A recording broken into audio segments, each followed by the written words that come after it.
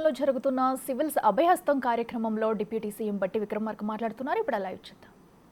ఉద్యోగాల కోసం కాబట్టి నిరుద్యోగ యువకుల్ని బాగా ప్రోత్సహించాలని, అంది వచ్చిన ప్రతి అవకాశాన్ని వదిలిపెట్టుకోకుండా ఉండాలనేటువంటి ఆలోచనతో యూపీఎస్సీలో కూడా మన యువత మంచిగా ప్రావీణ్యం చూపించి దాంట్లో విజయాలు సాధించాలి, దానికోసం మనం ప్రోత్సహించాలనేటువంటి ఒక ఉన్నతమైనటువంటి ఆలోచనతోనే ఈ కార్యక్రమాన్ని తెలంగాణ ప్రభుత్వం చేపట్టడం జరిగింది.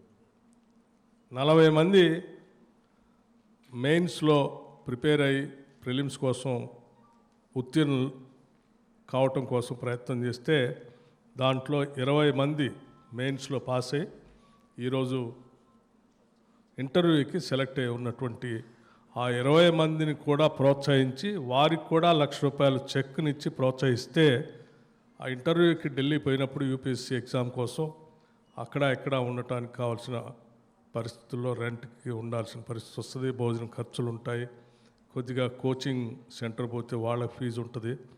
సో వీటన్నిటికి కూడా కొంత వెసులుబాటు కల్పించడానికి రాష్ట్ర ప్రభుత్వం నుంచి ₹1,00,000 చెక్ వాళ్ళకి అందిస్తే ఎటువంటి ఇబ్బంది లేకుండా దృష్టి అంతా ఇంటర్వ్యూ మీదనే పెట్టడానికి ఉపయోగపడుతున్నటువంటి ఒక ఉన్నతమైన ఆలోచనతో తిరిగి మళ్ళీ ముఖ్యమంత్రి గారు మంత్రిమండలి ఆలోచన చేసి కేవలం మెయిన్స్ వాళ్ళకే కాదు ఇంటర్వ్యూ పోయే వాళ్ళకు కూడా మనం ప్రోత్సహించాలని చెప్పి ఆలోచనతోనే మరొక ₹1,00,000 చెక్ను వారికి అందించాలనేటువంటి ఆలోచనతో ఈ కార్యక్రమాన్ని ఇక్కడ ఏర్పాటు చేశాం.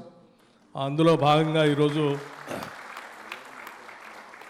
ఆ 20 మంది ఈరోజు ఇంటర్వ్యూకు వెళ్తూ ఉంటే రాష్ట్ర ప్రభుత్వం తరఫున మేమంతా గర్విస్తూ ఉన్నాం. ఈ 20 మంది యూపీఎస్సీ ఇంటర్వ్యూలో పూర్తిగా సంపూర్ణంగా విజయవంతులై అందులో సెలెక్ట్ అయ్యి వస్తే నిజంగా తెలంగాణ రాష్ట్రానికి అంతకంటే కావాల్సింది ఏమీ లేదని కూడా సంతోషిస్తాను. సో ఇది తెలంగాణ ప్రజలకి ఇక్కడ నుంచి మిమ్మల్ని ప్రోత్సహించి పంపిస్తే యూపీఎస్సీ సెలెక్ట్ అయితే సరే మన రాష్ట్రానికి వచ్చేవాళ్ళు రాష్ట్రానికి వస్తారు, దేశంలో ఎక్కడున్నా కానీ మా ప్రభుత్వం మమ్మల్ని ప్రోత్సహించి యూపీఎస్సీలో సెలెక్ట్ కావటానికి సహకరించింది కాబట్టి నా రాష్ట్రాన్ని నా ప్రభుత్వాన్ని కాపాడుకుంటూ ఏ స్థాయిలో ఎక్కడున్నా కానీ ఈ రాష్ట్ర ప్రయోజనాల కోసం మంచి మనసుతో మీ ప్రయత్నం కూడా మీరు చేస్తారనేటువంటి ఆశ ఆలోచన మా అందరికీ ఉంది. అందుకోసమే మిత్రులారా, మీ అందరికీ మీ తల్లిదండ్రులు ఎంత ఆశపడతా ఉన్నారో మీరు సెలెక్ట్ కావాలని ఈరోజు రాష్ట్ర ప్రభుత్వ అధినేతలుగా మేమంతా కూడా ఆశపడతా ఉన్నాం మీరందరూ సెలెక్ట్ కావాలని. అదే మా అందరికీ ఉన్నటువంటి బలమైనటువంటి కోరిక. అట్లాగే ముఖ్యమంత్రి గారు ఇంకో మాట కూడా చెప్తా ఉన్నారు. దీనికి సంబంధించి ఇంటర్వ్యూకి మీరు ఢిల్లీకి వెళ్ళినప్పుడు అక్కడ అవసరం అయితే ఈ 20 మందికి ఉండటానికి రాష్ట్ర ప్రభుత్వం తరఫున గెస్ట్ హౌస్లో ఏదైనా అవసరం ఉంటే ఆ ఏర్పాట్లు కూడా చేయండి అని చెప్పి ముఖ్యమంత్రి గారు చెప్తా ఉన్నారు. మీ అందరి తరఫున నేను మరొకసారి వారికి కూడా ధన్యవాదాలు తెలియజేస్తూ ఉన్నాను. అట్లాగే మిత్రులారా, సింగరేణి కాలనీస్ సంబంధించి ఇదొక అంశం అయితే సింగరేణి కాలనీస్ సంబంధించి సరే గతంలో ఉన్నటువంటి ప్రభుత్వ అధినేతలు సింగరేణి గురించి ఎలా చెప్పుకొని దాన్ని వాడుకొని వాళ్ళు ఏ రకంగా లబ్ధి పొందారో మీ అందరికీ తెలిసిందే. సరే ఆ విషయాల్లోకి మేము లోతుగా వెళ్లకుండా ఒకటి మాత్రం చాలా స్పష్టంగా చెప్పదలుచుకున్నాం. సింగరేణి కాలనీస్ అనేది తెలంగాణ రాష్ట్రానికి తలమానికం లాంటిది. తెలంగాణ ప్రజల యొక్క ఒక గొప్ప ప్రభుత్వ రంగ సంస్థ ఇది. దీన్ని కాపాడుకోవటం, ఇందులో పనిచేసేటువంటి వాళ్ళందరి క్షేమం గురించి ఆలోచన చేయటం, అట్లాగే వారి భవిష్యత్ తరాలకు సంబంధించి కూడా సింగరేణి కాలనీకి సంబంధించి పునాదులు వేయటం అనేది మా అందరి బాధ్యతగా మేము భావిస్తూ ఉన్నాం. సింగరేణి కాలనీస్ని మా రాజకీయ అవసరాల కోసం, మా లబ్ధి కోసం వాడుకోవాలనేటువంటి ఆలోచన కానీ ఆశ కానీ మాకు లేదు. ఎట్టి పరిస్థితుల్లో ఈ ప్రభుత్వం సింగరేణిని నిటారుగా నిలబడి ప్రపంచంలో ధీటైనటువంటి సంస్థగా నిలబెట్టాలనేదే మా అందరి ఆలోచన. తెలంగాణ రాష్ట్ర ప్రభుత్వానికి ఉన్నటువంటి ఒక గొప్ప బలమైనటువంటి సంస్థ ఇది. దీనికి సంబంధించి మనకున్నటువంటి ఎక్స్పర్టైజ్, బహుశా 100 సంవత్సరాలు పైబడి మైనింగ్లో మనకున్నటువంటి ఎక్స్పర్టైజ్ దేశంలో మిగతా ఏ రాష్ట్రాల్లో కూడా ఆ రాష్ట్ర ప్రభుత్వ రంగ సంస్థలకు ఎక్కడా లేదు. సరే, కేంద్ర ప్రభుత్వ రంగ సంస్థకు ఒకదానికి ఉన్నా కానీ రాష్ట్రాల్లో మాత్రం ఎవరికి లేదు. అది కేవలం తెలంగాణ రాష్ట్రానికే ఉంది. సో ఈ సింగరేణి కాలనీస్ సంబంధించి ఒక సమగ్రమైనటువంటి ప్రణాళికలు తయారు చేసుకుంటూ ముందుకు పోతూ ఉన్నాం. దీంట్లో భాగంగా ముందుగా సింగరేణి కాలనీస్లో పనిచేస్తున్నటువంటి కార్మికుల సంక్షేమం అనేది ఫస్ట్ ప్రయారిటీగా తీసుకున్నాం. ఆ ఫస్ట్ ప్రయారిటీ ఎందుకు తీసుకున్నామంటే వీళ్ళందరూ బాగుంటేనే రేపొద్దున ఈ సంస్థ బాగుంటుంది.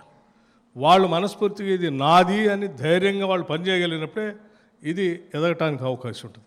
అందుకోసమే వెల్ఫేర్ అనే దాన్ని టాప్ ప్రయారిటీగా తీసుకొని ఈ దేశంలో ఎక్కడా లేనట్టుగా కార్మికులందరి కోసం ప్రమాదవశాత్తు ఎవరికైనా ఏదైనా సంభవిస్తే ₹1,00,00,000 ఆ కార్మికుల కుటుంబానికి నేరుగా వచ్చేటట్టుగా ఇన్సూరెన్స్ చేసినటువంటి ఒక మహత్తరమైన కార్యక్రమం కేవలం సింగరేణి కాలనీస్లో మాత్రమే జరిగింది. ఈ దేశంలో ఎక్కడా జరగలేదు.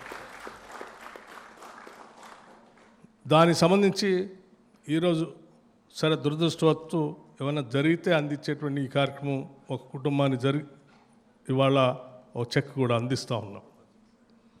అట్లాగే ₹1,00,00,000 కాదు, ఇంకా కొద్దిగా పెంచితే బాగుంటుందని బ్యాంకర్స్ అందరితో మాట్లాడి ₹1,25,00,000కి ఈరోజు ఎంఓయూ కూడా చేస్తూ ఉన్నాం.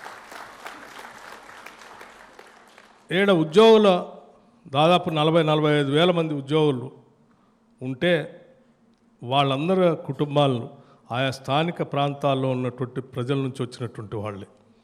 సో ఆ కుటుంబాలను నిలబెట్టడం కోసం తీసుకున్న ఈ కార్యక్రమంలో భాగంగా ఉద్యోగాలను రిక్రూట్మెంట్ చేసుకుంటూ సింగరేణి కేవలం ఒక మన రాష్ట్రానికే పరిమితం అయ్యేటట్టుగా కాకుండా ఇతర రాష్ట్రాల్లో కూడా ఎక్కడెక్కడైతే కోల్ మైన్స్ అందుబాటులో ఉన్నాయో ఆయా రాష్ట్రాల్లో కూడా విస్తరణ చేసి దీన్ని ఒక బలమైనటువంటి ఆర్థిక శక్తి కలిగినటువంటి వ్యవస్థగా మార్చాలనేదే రాష్ట్ర ప్రభుత్వం యొక్క ఆలోచన. అందుకోసమే ఇతర రాష్ట్రాల్లో కోల్ మైన్స్లోకి వెళ్తా ఉన్నాం. అట్లాగే మైనింగ్ ఎక్స్పర్టైజ్ ఉన్నటువంటి మన వ్యవస్థని ఈ రాష్ట్ర ప్రభుత్వం శక్తివంతంగా మనకు అనుకూలంగా ఎందుకు మలుచుకోకూడదు అనేటువంటి ఆలోచన కూడా చేస్తూ ఉంది.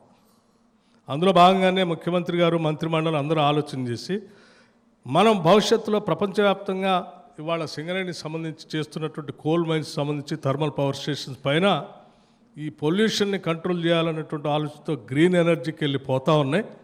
సరే, భవిష్యత్తులో ఈ కోల్ బర్నింగ్ అనేది తగ్గిపోతే మరి ఈ సింగరేణి భవిష్యత్తు ఏంటి అనేటువంటి ఆలోచన కూడా వారు చేశారు. మంత్రిమండలి మొత్తం ఆలోచన చేసి ఒక కంక్లూజన్కి వచ్చింది. సరే, భవిష్యత్తు ప్రపంచం మారుతున్నటువంటి పరిస్థితుల్లో గ్లోబలైజేషన్ వీటన్నిటిలో దృష్టిలో పెట్టుకొని మారుతున్న పరిస్థితులకు అనుగుణంగా మనం కూడా అప్డేట్ కాకపోతే, గతంలో అనేక సంస్థలు అప్డేట్ కాకపోతే మూసిపోయినాయి. అంబాసిడర్ కార్ లాంటివన్నీ కూడా దేశంలో ఒక పెద్ద చరిత్ర సృష్టించిన సంస్థలన్నీ మూసివేయబడ్డాయి.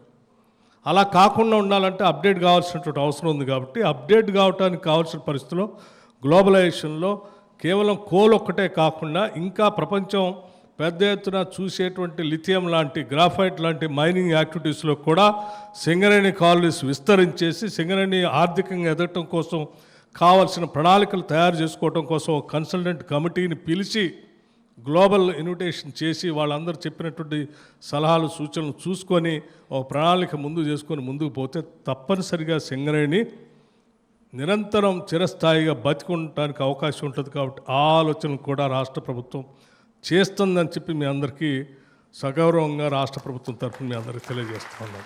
అందుకే ఇప్పటికే ఒక కన్సల్టెంట్స్ని కూడా అపాయింట్ చేశాం. ప్రపంచవ్యాప్తంగా గవర్నమెంట్ టు గవర్నమెంట్ చేయడానికి అవకాశం ఎక్కడెక్కడ ఉంటే అటువంటి లిథియం లాంటి, గ్రాఫైట్ లాంటి, లేకపోతే మిగతా మినరల్స్ మనకు ఎక్స్పర్టైజ్ ఉంది కాబట్టి లాభాలు చేయడానికి అవకాశం ఉన్నట్టు అన్నింటినీ అందిపుచ్చుకోవాలనే ఆలోచనతో ముందుకు పోయేటువంటి కార్యక్రమాన్ని ఈరోజు ప్రణాళిక తయారు చేసుకుంటూ పోతా ఉన్నాం. ఈ క్రమంలో సింగరేణి కార్మికులందరికీ మేము ఒకటే చెప్తా ఉన్నాం, యాజమాన్యానికి కూడా, యాజమాన్యం అంటే బోర్డు వరకు ఉన్నటువంటి వాళ్ళ మిత్రులందరికీ కూడా నేను ఒకటే విజ్ఞప్తి చేస్తున్నాం. మేము చేసే ప్రతి పని సింగరేణి సంస్థలో పనిచేసేటువంటి ఉద్యోగస్తుల సంక్షేమంతో పాటు వాళ్ళ పిల్లల భవిష్యత్ తరాలు కూడా ఆలోచన పెట్టుకొని చేస్తూ ఉన్నాం. అట్లాగే రాష్ట్ర ప్రభుత్వ ప్రయోజనాలను కూడా ఇది అందరు ప్రజల సంస్థ కాబట్టి ప్రజలందరికీ భవిష్యత్తులో ఇది బతికుండి నిలబడితేనే రాష్ట్రానికి ఉపయోగం కాబట్టి దానికి సంబంధించి ప్రణాళికలు కూడా తయారు చేస్తున్నాం. దాంతోపాటు సింగరేణి కాలనీస్లో ఉన్నటువంటి ప్రతి శాసనసభ నియోజకవర్గంలో ముఖ్యమంత్రి గారి ఆధ్వర్యంలో ఉన్నటువంటి ఎడ్యుకేషన్ డిపార్ట్మెంట్ నుంచి యంగ్ ఇండియా ఇంటిగ్రేటెడ్ రెసిడెన్షియల్ స్కూల్స్ని ఒక్కొక్క కాన్స్టిట్యున్సీలో 200 కోట్ల రూపాయలు తగ్గకుండా ఇంటర్నేషనల్ స్టాండర్డ్స్లో ఉండేటువంటి స్కూల్స్ని ఆయా నియోజకవర్గాల్లో కూడా ఏర్పాటు చేసే కార్యక్రమాన్ని చేపట్టబోతూ ఉన్నాం. వైద్యానికి సంబంధించి ముందు చూపుతూ వెళ్తూ ఉన్నాం. అట్లాగే ఆయా ప్రాంతాల్లో ఉన్నటువంటి ఆ పొల్యూషన్ కంట్రోల్ చేయడానికి కావాల్సినటువంటి కార్యక్రమాలను కూడా చేసుకుంటూ పోతూ ఉన్నాం. మీ ప్రాంతాల్లో నిరుపయోగంగా ఉన్నటువంటి ప్రాంతాన్ని గ్రీన్ ఎనర్జీకి ఎక్కడెక్కడైతే అవకాశం ఉంటుందో సోలార్ కానీ, ఫ్లోటింగ్ సోలార్ కానీ, లేకపోతే పంప్ స్టోరేజ్ కానీ పనికొచ్చేటువంటి ఆస్తులన్నింటినీ కూడా ఉపయోగించి ఎనర్జీని అంటే ఎలక్ట్రిసిటీ ఉత్పత్తికి సంబంధించి కూడా సింగరేణి కాలనీస్ అందులో ప్రవేశించి భవిష్యత్తులో ఈ సంస్థ నిలబట్టడానికి కావాల్సిన ఆర్థిక పరిస్థితులు కూడా పరిపుష్టం చేయడం కోసం ప్రయత్నం చేస్తూ ఉన్నాం. ఈ చేసేటువంటి ప్రయత్నం మొత్తానికి మీ అందరి ఆశీస్సులు, సహకారం, సంపూర్ణమైనటువంటి సమర్థత కావాలని చెప్పి మీ అందరినీ నేను ఆశిస్తూ మరొకసారి 20 మంది సెలెక్ట్ అయినటువంటి ఇంటర్వ్యూకి పోయేటువంటి విద్యార్థులందరికీ కూడా మనస్ఫూర్తిగా శుభాభినందనలు తెలియజేస్తూ ఈ కార్యక్రమం వచ్చినటువంటి మీ అందరికి కూడా మరొకసారి నూతన సంవత్సర శుభాకాంక్షలు తెలియజేస్తూ ముగిస్తా ఉన్నాను. ధన్యవాదాలు. నమస్కారం. Honorable Deputy CM